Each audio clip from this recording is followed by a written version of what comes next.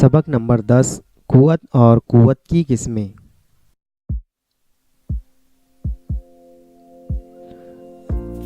तस्वीरों को देखकर जवाब दीजिए। चप्पू ना चलाया जाए तो क्या पानी में नाव आगे बढ़ेगी? नंबर 2, बैलगाड़ी को आगे बढ़ाने के लिए कौन कुव्वत लगाता है? नंबर 3, फुटबॉल खेलते वक्त गेंद में हरकत किस वजह से पैदा हुई? उसकी सिमत क्यों कर बदलती है? नंबर 4, क्या लकड़ी से ढकेले बगैर टायर आगे बढ़ेगा? अपनी तरफ आती हुई गेंद गोल पोस्ट की सिमत में धकेलने के लिए हम उसको गोल पोस्ट की सिमत में पैर से ढकेलते हैं, यानी कुव्वत लगाते हैं।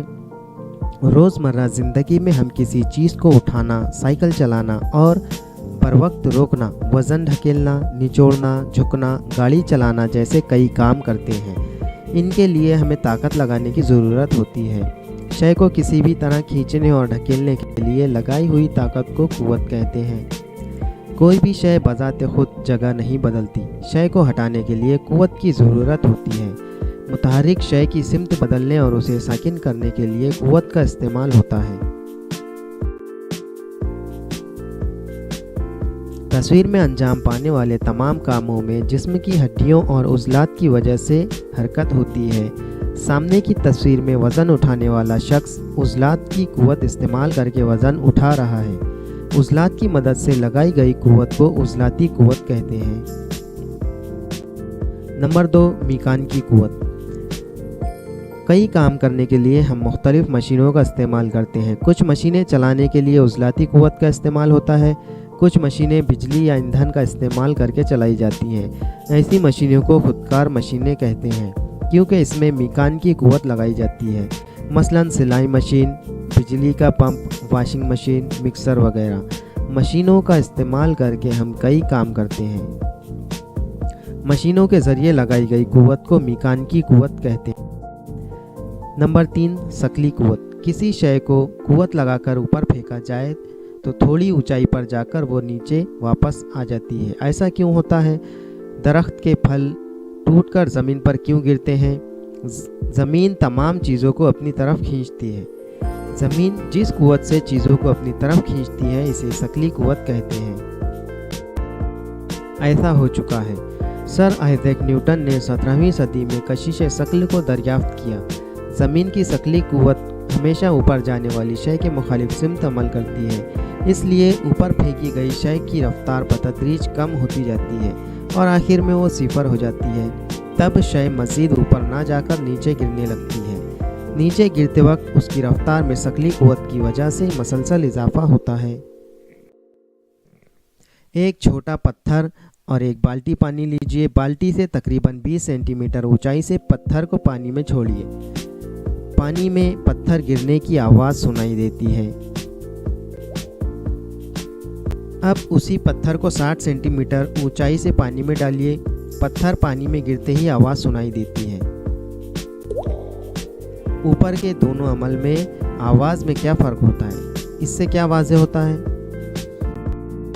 नंबर 2, तस्वीर में थैले उठाने का अमल नज़र आ रहा है। एक थैला छोटा और दूसरा बड़ा है। ये दोनों थैले उठाने में क्या फ़र्क नज़र आ रहा है? छोटे थैले पर सकली कुव्वत कम है, यानी उसका वज़न कम है। बड़े थैले पर सकली कुव्वत ज़्यादा है, यानी उसका वज़न ज़्यादा है। ज़्यादा वज़न उठाने के लिए ज़्यादा कुव्वत लगानी पड़ती है। क्या आप जानते हैं, शय का वज़न मालूम करने के लिए उसे कमानीदार तराजू के हुक से लटकाते हैं। लटकाई हुई शय ज़मीन की सकली कुव्वत की वजह से नीचे खींची जाती है। इसी वक्त स्प्रिंग के तनाव की कुव्वत शय को मसलसल ऊपर खींचती है। जब स्प्रिंग का तनाव और ज़मीन की सकली कुव्वत मसावी हो जाते हैं, उस वक्त शय साकिन हो जाती है। इस हालत में तराजू पर बनी पैमाइशी पट्टी से सकली कुव्वत वाज़ेह होती है, यानी शय का वज़न मालूम होता है। शय पर अमल करने वाली सकली कुव्वत यानी उस शय का वज़न होता है। निज़ाम शमसी में सूरज और सैयारों के दरमियान कशिश सकल की कुव्वत अमल करती है, इसलिए सैयारे मसलसल सूरज के अतराफ गर्दिश करते हैं। उसी के साथ सैयारों और ज़ैली सैयारों के दरमियान भी सकली कुव्वत होती है। मिकनातीसी कुव्वत। मेज पर एक मिकनातीस रखिए। मिकनातीस के करीब एक लोहे की बड़ी कील ले जाइए। वो मिकनातीस से चिपक जाती है। अब मिकनातीस को हवा में कील से दूर खड़ा पकड़िए। क्या होगा? मिकनातीस के जरिए लगाई गई कुव्वत मिकनातीसी कुव्वत कहलाती है। रगड़ की कुव्वत। कैरम की गोटी आहिस्ता से धक्का देने पर वो कैरम बोर्ड पर फिसलते हुए आगे बढ़ती है, लेकिन कुछ दूर जाकर रुक जाती है। हमवार फर्श पर ज़मीन पर लुढ़कने वाली गेंद थोड़ी दूर जाकर रुक जाती है। ऐसा क्यों होता है? हमवार सतह पर एक दूसरे पर आसानी से रगड़ी जा सकती है, क्योंकि इनमें रगड़ की कुव्वत कम होती है, जबकि गैर हमवार सतहों को एक दूसरे पर आसानी से रगड़ा नहीं जा सकता, क्योंकि इनमें रगड़ की कुव्वत ज़्यादा होती है। ज़मीन पर चलते वक्त रगड़ की कुव्वत की वजह से आगे बढ़ना आसान होता है। रगड़ ना हो तो हम फिसल कर गिरते हैं, मसलन तेल गिरे हुए या गीले फर्श पर फिसलने का ज़्यादा इम्कान होता है। कीचड़ में फंसी हुई मोटर को बाहर निकालने के लिए लकड़ी का तख्ता क्यों डाला जाता है? क्योंकि लकड़ी का तख्ता डालने से पहिए और तख्ते में रगड़ की कुव्वत पैदा होती है और मोटर कीचड़ से बाहर आ जाती है। मुख्तसर ये कि ज़रूरत के मुताबिक रगड़ की कुव्वत को कम या ज़्यादा किया जा सकता है।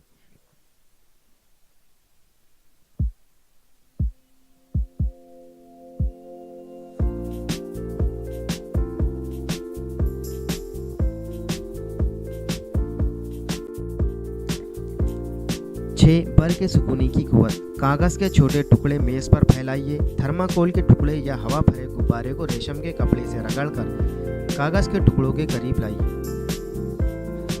प्लास्टिक का कंघा जिस पर तेल ना लगा हो, बालों पर रगड़कर ये अमल दोबारा कीजिए। मोर के पंख को दो कागज़ के दरमियान रगड़कर अपनी उंगलियों के करीब लाकर देखिए, क्या होता है? ऊपर के अमल में कागज़ के टुकड़े मोर के पंख हलते हुए नजर आते हैं। रगड़ की वजह से रबर, प्लास्टिक, एबोनाइट जैसी अशिया में बर की बार पैदा होता है। इस बारदार अशिया में जो कुव्वत पैदा होती है, इसे बर के सुकूनी की कुव्वत कहते हैं।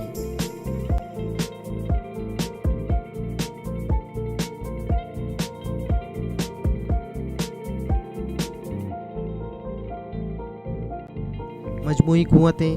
कभी किसी काम के लिए शय पर एक ही वक्त में मुख्तलिफ कुव्वतें अमल करती हैं, तब वो काम पूरा होता है। रोलर कोस्टर या समंदर के किनारे पर सेल बोर्ड की मशकें आपने देखी होंगी। इसमें कुव्वतें मुख्तलिफ किस्म की होती हैं। इसके मुतालिक मज़ीद मालूमात हासिल करने के लिए इंटरनेट के गूगल सर्च में ट्रिक साइंस टाइप करके मालूमात हासिल कीजिए।